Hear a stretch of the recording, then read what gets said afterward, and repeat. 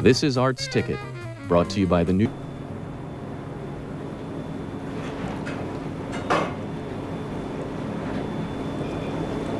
To cover a little bit, not too dry, and then we put the lobster on top of it.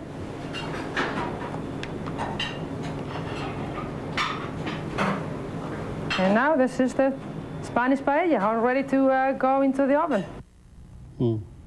Too bad you didn't bring any with you. Yeah, right. Close enough. That's right. I'm very, very hungry now.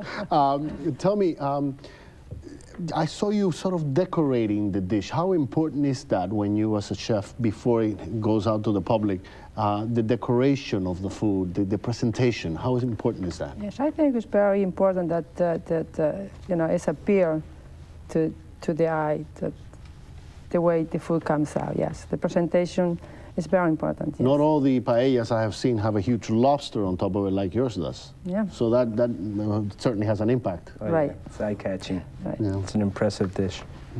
Tell me about the difference. You guys are from Galicia, but are there different ways of making paella, for example, or other Spanish foods? Is it a regional thing in Spain where they cook a little different from region to region?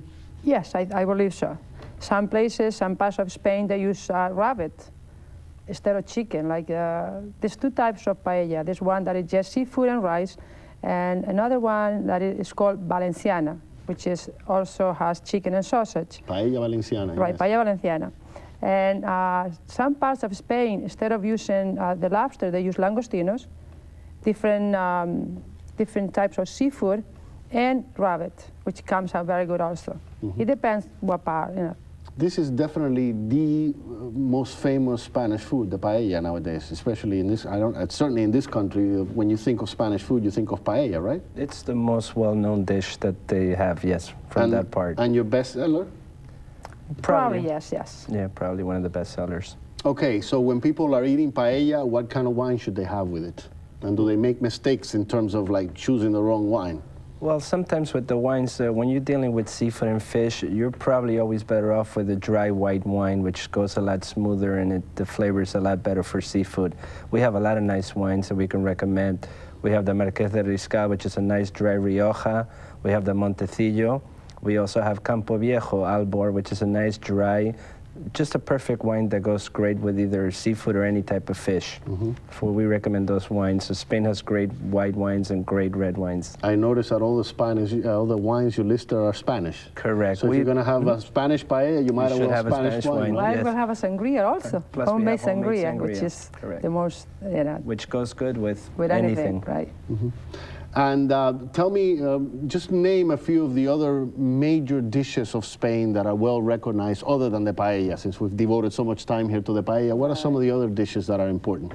Well, we do real good with fishes. We have a nice lenguado a la vasca, which is like a filet sauce with a nice clam juice and garlic sauce with clams, mussels, and shrimps. We also do a lot of great meats. We have, as a special once in a while, we have cabrito, which is a typical dish in the northern part of Spain, because people don't realize that Spain also has great meats. We have ternera coruñesa, which is also a very popular dish. We have great langostinos imported from Spain, which are large shrimp sauteed in garlic. It's not in the menu, but it's a good salad also. It's a very good salad, langostinos. It's a big shrimp, huge shrimp. And chorizo is also a big part Yes. Chorizo. A la broila, yes. of Spanish food, right? Right. It's very typical too. And also, which is very similar to paella, is the mariscada, which what makes it different is the sauce. We have one which is just marinara sauce, it's tomato, sherry, and brandy. And the other one, which is cream sauce, that is clam juice, wine, and parsley. Those are also very good salads and very typical. As I would say, as well as the paella. There's a difference also in the food between Portugal and Spain. Some people say that they're very similar, but there's differences as well. Yes, I would say they're very similar, but there's a little difference. Portuguese, they're very good when it comes to barbecue chicken, suckling peck, and fish. But when it comes to seafood, I believe Spanish people know how to deal with it a lot better, how to cook it better. So when you eat Portuguese food, you should not go for the seafood. You should Exactly. You should save that for when you go to the Spanish restaurant. Yeah, Exactly. Portuguese are well-known fishermen. They have great fishes. So does Spain. But the seafood, I think, is a little better in Spain because of the colder waters in the northern part of Spain. We kind of produce a little more seafood. That's why I guess we deal mostly with seafood.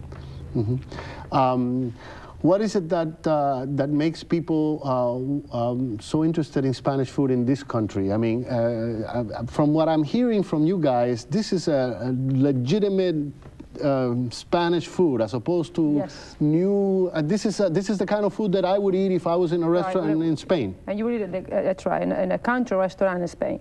We try to keep it as authentic as, I would say, my grandmother did. That's what we're trying to do in Malaga. And I get involved in that, to prepare some of my grandmother's recipe, what she used to make when we all used to get together. She used to say, the best way to get family and friends together is by getting good food at a table, at a meal time. And that's what we're trying to do in Malaga. I usually, I get involved and I taste everything that comes out of the kitchen before it comes out. If I don't like it, I won't let it come out. But again, it's that legitimacy that makes you different, because there are a lot of Spanish restaurants in this country, in New Jersey. A lot of them are trying new things, new adaptations of Spanish food. It's not like the legitimate stuff. It's like an American Spanish restaurant, as opposed to what you guys are offering, which is legitimate Spanish legitimate, food. right. Yeah, I would we're say trying to keep so. it Yes. traditional. We don't want to go commercialized where you commercialize your food. No, the best way is to taste the original flavor, the original food. So we try to keep it as original as possible. Okay, now that we've had the meal, what about desserts? Oh, for desserts, we have great desserts. We have the homemade flan, which is a very great, typical Spanish flavored dessert. It's a caramel pudding, caramel custard. And we have a great variety of different also desserts. We have great sorbets, which are fruits that come directly from Spain, imported, which are excellent. There's lemon flavor, orange flavor. They're imported, they're excellent. We also have all different types of cakes, which are prepared especially for the restaurant. And we have a great variety of desserts. One dessert that is very popular all over Latin America, I understand that its roots are in Spain, and it's the flan. Correct. Oh yeah, the flan is the most typical. Yes, I would say so. So this came from your country. Right. I always thought it was from Cuba, but it has roots in Spain. Yes, the flan. I believe so. Yes, it does. And your parents used to serve flan back in the old Oh homeland. yes, good flan. Yes. Okay. Yes. Okay. So now I won't be able to take credit for it. What about other dishes? I mean, other desserts. I mean, and other dishes in general. How much of it, just like I was thinking that the flan is Latin American and it isn't, how much of it is coming from Spain? How much of the Latin American food, the Cuban food, the Puerto Rican food, the Brazilian, how much of it, the roots of that food is based in your country, in Spain, and in the food that you serve at your restaurant? Okay, well, what happens is, since all the South America, they always had that Spanish influence. When the first Spaniards came to colonize those countries, they brought all their customs, all their foods. We brought the rice, and then we brought the saffron. And in a lot of countries, like in Central, like Puerto Rico, and they use a lot of lechon, which we also use in the center of Spain, a lot of pork. That all comes from the Spanish tradition. A lot of cabrito, which is also in a lot of countries, also comes from the Spanish tradition. And then I guess they mixed it up with their own ingredients, like the beans, the bananas, they mix it with the rice. That's how they created all these different dishes. But a lot of their ideas also came from the old country, from Spain. I guess as they were coming along, they brought all the new different ideas, and they just mixed them up with the products that were in each different country. That's how I guess they came up with most of the new South and Central American dishes. They used the old tradition with the products that they were able to get in these countries. What about people who are vegetarians, and when they come to your restaurant and they certainly don't want to eat meat, or what can you prepare for them? We do have vegetables. We have all types of vegetables that we serve with our entrees. Most of the entrees come out with the vegetables, like broccoli, string beans, carrots, pimentos, the Spanish potato, which are like potato chips, homemade. Most people love them. So no problem preparing vegetable plates. What about if they want to avoid seafood, for example? Because there's so much seafood in all the paella, for example. There's all kinds of seafoods and all that. Well, how do you avoid that? We have a lot of choices. Fish, we have great fish. Meat, chicken, different types of chicken. We have basically, our menu has everything. Okay, and how do you cook your meat? How do we cook it? Okay, mostly broil. Mostly broil. Broiled steaks, broiled filet mignon. We also have veal with sauces, different sauces, like a lemon and wine sauce. Coruñesa, which is the mushroom sauce. Those will be the veal cutlets. Why broil, though? Why do you broil it? Oh, no, not the veal. No, I mean the meats. Oh, the meats. Because we believe they're healthier. You know, most people like the broil. Is it also a tradition from It's Spain? also a tradition, yes. It's also a tradition, yes. Yes.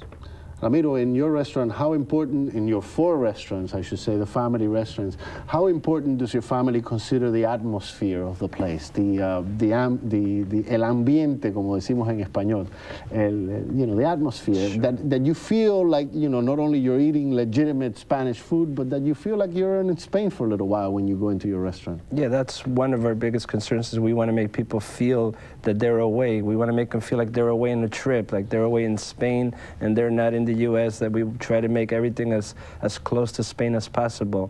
As far as the waiters trying to speak as much Spanish and trying to push a customer to speak in Spanish. And the whole atmosphere, the background music, Spanish people like to eat a lot of great amounts of food. That's what we serve, all big quantities of food. We like to offer the wines, the Spanish brandies. We like to take that atmosphere, the happy atmosphere, the live atmosphere that Spain has. Mm-hmm. You guys are concentrating mostly in South Jersey with your restaurants, as opposed to North Jersey, where we know that there are a lot of Spanish restaurants up there. You're bringing Spanish food to the south end of the state.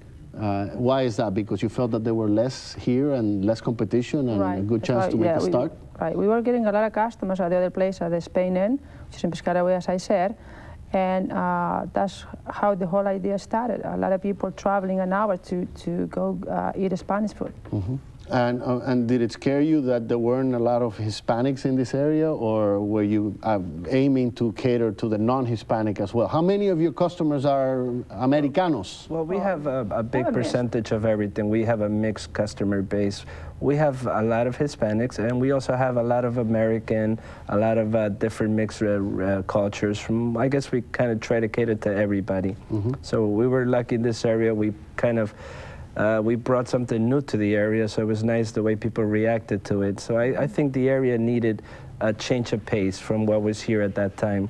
And what do the customers tell you, Ramiro, when they've been to Spain and they come to your restaurant, and what do they say in terms of like, hey, I feel like I'm back there again? Do they say that? That's the biggest response. Yeah, they feel great. They go, oh wow, we can actually go eat Spanish food before we had to either drive up to North Jersey or take a trip to Spain, and this is the closest we could to feel the atmosphere and the food. And even to watch a flamenco show.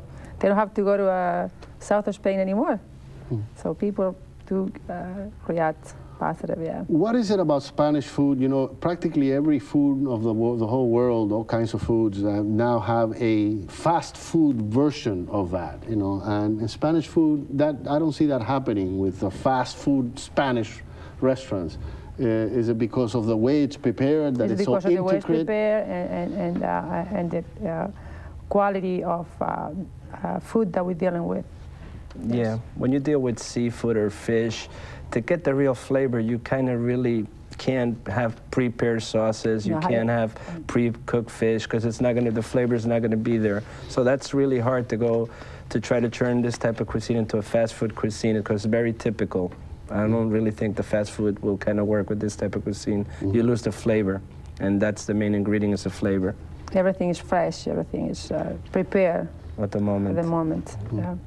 Well, I'm very happy that you were here and made us all very hungry. And I wish you good luck with your 4th restaurant, the Malaga in Hamilton.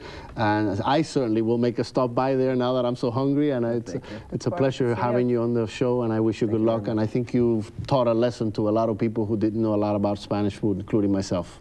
Thank you. Thank you very much. Let me take one moment to remind our viewers that on June 6, 1998, Imágenes will celebrate its 25th anniversary with a dinner dance at Newark's Robert Treat Hotel. This event will feature many celebrities who have been on our guests on our program over the years. And the list is endless. But let me just drop a few names. Marco Rizzo, Miriam Colón, Polito Vega, Frankie Negrón, Yomo Toro, Johnny Pacheco, Reinaldo Roje, and a super all-star jam session featuring Pete El Conde Rodriguez, Rey Sepúlveda, José Alberto El Canario, and many more Latin music legends. We hope you will be able to join us for this memorable occasion. Tickets are limited, so make your reservations today. For more information, call Imágenes at 973-648-7085 or the Center for Latino Arts and Culture at 732-932-1263 or the Center for Hispanic Policy Research and Development at area code 609-984-3223. We really hope to see you there, but in the meantime, we'll see you next week on another edition of Imágenes. Hasta pronto.